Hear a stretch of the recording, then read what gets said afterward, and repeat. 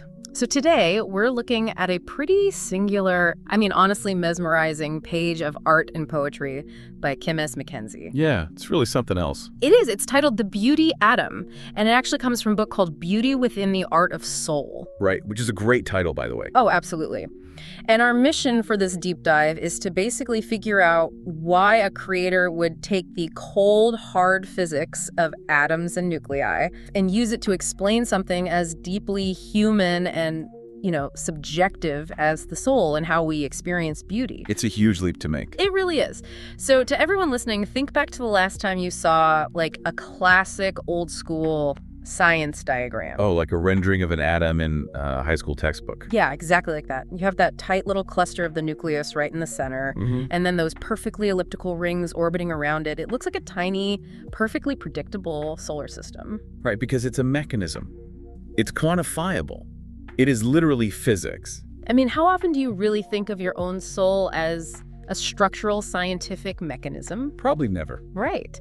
Usually we keep science like atoms, nuclei, magnetic fields in one box, and we keep the soul, beauty, art, consciousness, all of that in a completely separate box. Yeah, you don't typically mix the chemistry lab with the poetry seminar. You really don't, but this piece just smashes them together. And honestly, synthesizing those two supposedly opposite realms is it's just an incredibly powerful way to re-examine our own consciousness.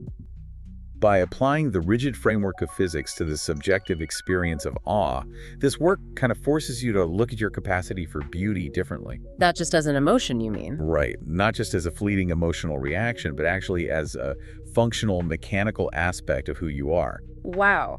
When I hear the word atom, I think of clinical, sterile textbooks. Yeah. But beauty is entirely subjective. It's emotional. It's, looking at a sweeping sunset and getting a lump in your throat. Yeah. So putting those two concepts together into the beauty atom almost feels like a paradox. Supposed a paradox is really the core philosophy of the entire piece. Okay. So if you think about what an atom actually is in physics. It's the building block. Right. It is the fundamental, indivisible building block of matter.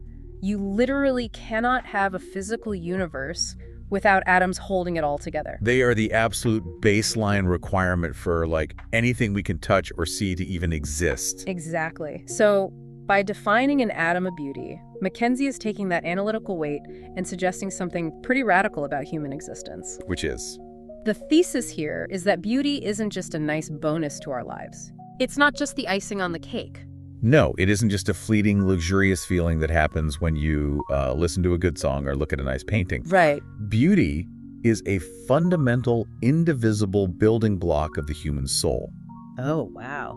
The argument is that just as physical matter requires atoms to exist, our inner spiritual reality fundamentally requires beauty to exist. So it's not an aesthetic preference, it's a structural requirement. Exactly. Like if you remove atoms, the table I'm sitting at disappears. If you remove beauty, the soul kind of collapses. It ceases to function as designed. Yeah. It elevates our relationship with art and nature from, just a casual hobby to an existential necessity. That is wild. So if the soul inherently requires beauty just to maintain its structure, we really have to look at how this conceptual beauty atom actually operates. The mechanics of it. Yeah, how does the mechanism run? MacKenzie includes a micro-poem alongside the artwork to explain the mechanics. It's incredibly brief, too. It is, just 2 lines. It says, our soul is like core nuclei attracting beauty stimuli.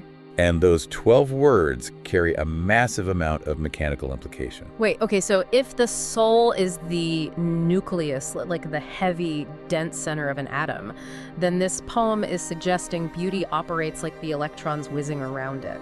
That's the implication, yeah. Are we literally physically magnetized to beautiful things in this framework? Yes. Like if I walk past a blooming cherry blossom tree and I feel drawn to stop and look at it, is this poem arguing that that feeling is akin to a gravitational pull?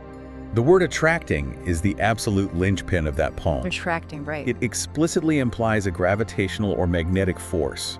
And this completely reframes the human experience. Because normally we don't think of ourselves as magnets. No. Usually if you walk through a museum, you think of yourself as passively observing beauty. Yeah, exactly. The art is on the wall, it's stationary, and you just happen to perceive it as you stroll by. Right. My assumption is always that the art is doing the heavy lifting, projecting itself outward, and I'm just the bystander lucky enough to be in the room. But MacKenzie's poem suggests the exact opposite dynamic. You aren't a passive observer. Your soul acts as an active structural center that pulls awe and wonder toward it. Like a star. Yes.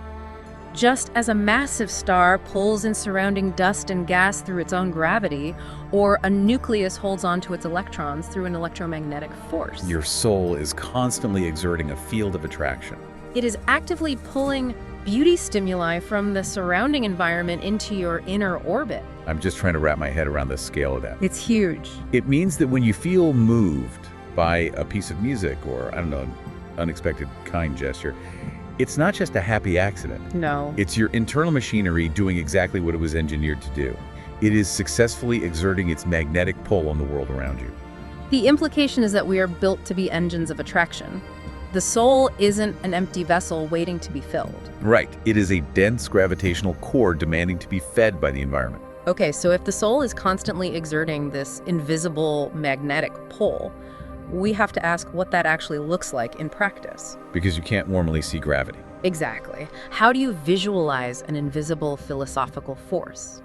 Which brings us to the visual elements of the piece. Because MacKenzie didn't just write a poem. Right.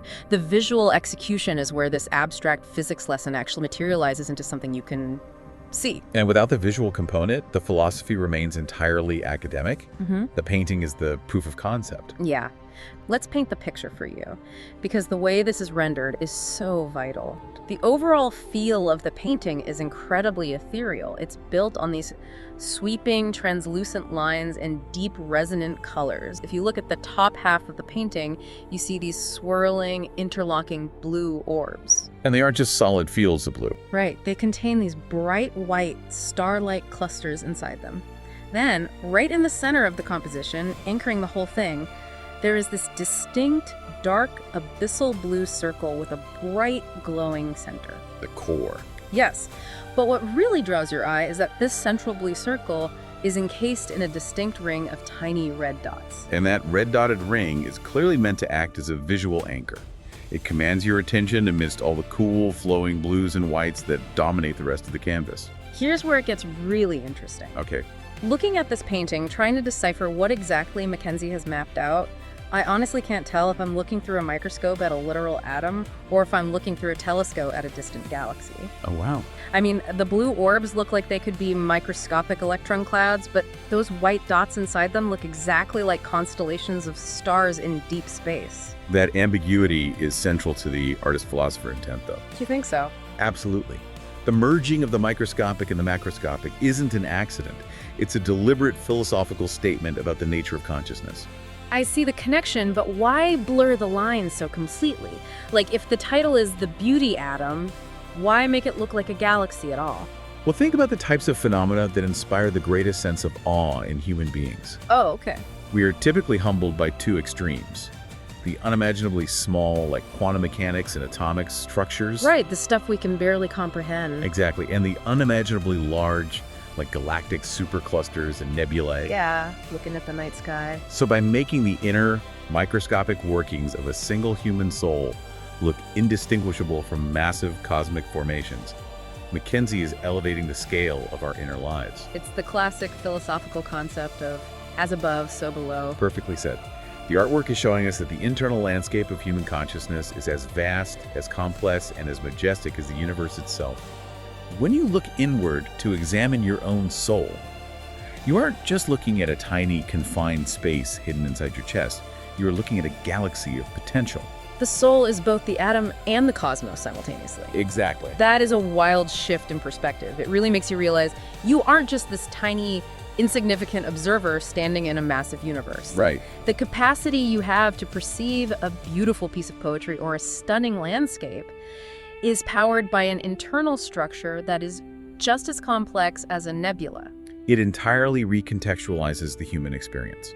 It tells you that your inner life, your capacity to process beauty, has cosmic significance. Because the mechanics are the same. Yes, the mechanics of the universe and the mechanics of your emotion are drawn from the exact same blueprint. Okay, so we've established this cosmic macroscopic background, but we really need to look at the specific anatomical structure MacKenzie lays out for the bottom half of this beauty atom. Yeah, the bottom half is very different. If we move our eyes just below that central anchor, the dark blue circle with the red dotted ring, the imagery changes dramatically. The color palette shifts entirely, signaling a different phase of the mechanism at work. Right below that core, there is a radiant, glowing yellow shape.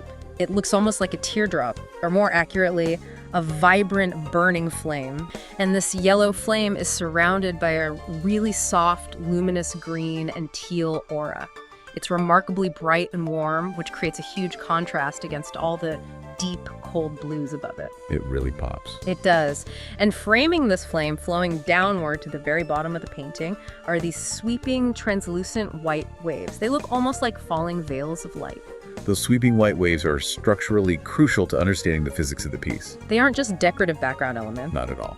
Well, looking at those sweeping white waves at the bottom, they look exactly like a funnel. Or even better, they look like magnetic field lines. Like, if you've ever put iron filings on a piece of paper over a bar magnet, you see those distinct curved lines of force stretching out. That's a perfect comparison. That's exactly what this looks like. It visually seems to pull all the surrounding ethereal energy straight up into that glowing yellow center. Is that the visual representation of the poem's attracting force? Yes. If we synthesize the micropoem with this specific visual anatomy, a complete map of the soul emerges. Okay, break down the map for us. Based on the text, that red dotted ring in the center is the core nuclei, the dense, foundational center of the soul itself. The sweeping white waves at the bottom, those magnetic field lines, represent the invisible forces of attraction. That is the soul's gravity constantly at work in our daily consciousness. Reaching out into the world. Reaching out to pull in the beauty stimuli from the environment. Okay. And the most vital part of this mechanism is the result of that pull. That glowing yellow flame in the center of the green aura represents the actualized, ignited energy of the soul. It is what happens when the core successfully attracts that beauty. The beauty acts as literal fuel, and the soul ignites with awe, with joy, with inspiration. This clicks perfectly. So, without the beauty stimuli being pulled in by the white waves, you just have the core nuclei. Right. It's there, it exists, but it's dormant, it's an unlit match. The flame cannot exist without the fuel. The soul inherently requires the intake of beauty to burn brightly, that then radiates back out into the person's life. It's an engine of awe. The white waves pull in the beauty, the core processes it, and the yellow flame is the combustion of joy. This does raise a pretty significant question regarding our own agency, though. What do you mean? Well, if the soul is a mechanism functioning on the principles of physics like gravity and magnetism, how much control do we actually have over it? Oh, that's a really interesting point because the poem says attracting beauty stimuli, which sounds entirely automatic. Like, I don't have to think about gravity to stay tethered to the ground. It just happens. Does my soul just automatically pull in beauty whether I actively want it to or not? Is it on autopilot? Yeah, this engine running on autopilot. To a certain degree, there is an innate human magnetism toward things that are beautiful. But we really have to consider the friction of modern life. The friction. Yeah. Think about how often we numb ourselves. We walk down the streets staring at our phones, ignoring the architecture, ignoring nature. Oh, totally guilty of that. We shut down our awareness to cope with stress or, information overload. So we basically put up a lead shield that blocks our own magnetic field. The core nuclei is always there. The mechanical capacity is always there. But if you insulate yourself from the stimuli, the flame inevitably dims. Because the mechanism is starved of its necessary fuel. Exactly, because you've blocked the intake. So what does this all mean? If we bring this incredibly cosmic, atomic scale philosophy back down to Earth, to the sidewalk you walk on every day, to the office you work in. The day-to-day reality. Right. What is the practical application of understanding the beauty atom? The practical application is a radical shift in how you navigate your day. It's a tool to reshape how you view your interactions with the world. When you take a moment to genuinely appreciate the way the afternoon light hits a building, or the complexity of a piece of music, or even an act of unexpected kindness from a stranger, you're feeding the engine. You're giving the core what it needs to ignite. That makes so much sense. You are allowing your core nuclei to perform its primary function. You are acknowledging that you are fundamentally structurally wired to attract and process beauty. It validates the pursuit of art and nature. Exactly. Not as frivolous hobbies to fill your weekend, but as essential maintenance for the human soul. I love that. I love the idea of going to an art museum or taking a walk in the woods and framing it in my mind as Essential maintenance. It feels productive, It is. I'm not just killing time. I'm out here refueling my nuclei. It changes how you view others, too. Oh, that's true. Every person you pass on the street, no matter how disconnected they seem, is walking around with this vast cosmic mechanism inside them. Wow. They are silently reaching out with those invisible white waves, trying to pull in something that makes their core ignite. That reframes every interaction. It makes you realize we're all walking around with these invisible magnetic fields, and maybe when we create art or when we offer a moment of kindness, We are providing the crucial stimuli for someone else's atom. we are giving their mechanism the fuel it needs to burn. We literally become part of their magnetic field. This has been a massive journey, taking a single page of art and a two-line poem and using it to completely reimagine how we experience wonder. It's been incredibly deep. It really has. It's been a profound journey. It really has.